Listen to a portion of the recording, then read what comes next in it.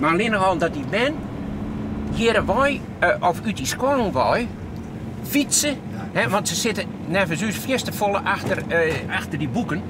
En dan komen nou, ik al ik ben, die komen in haar vrije tijd met haar en met fietsen ze hierheen. Uit Fransie Roy. Optelling van vogels al.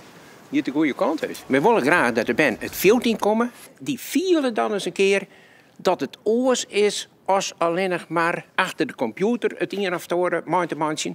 De vogels zorgen ze hier, de kiekers lezen hier.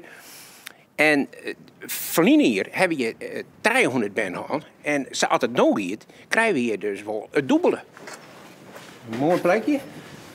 Ik vind het hartstikke belangrijk, dus je moet de jeugd die mij toch nog een beetje bijbrengen. Dus wat er nog in het land en in het leven is, wat je van genieten kennen en wat je echt mooi het veld in kennen, zou maar te zeggen. Wat je echt van profiteren kennen in zo'n mooie omgeving.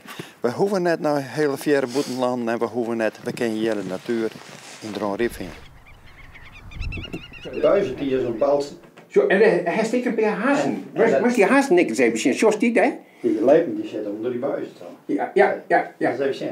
Een spanlijpen zit onder die buizen. Oh, dat zit naar volle meer. Oh, die had de trek nou om die buizen, jongen. Nou, dat wordt het niet lang, jongen. Dan is het hier verzands los maar de aan.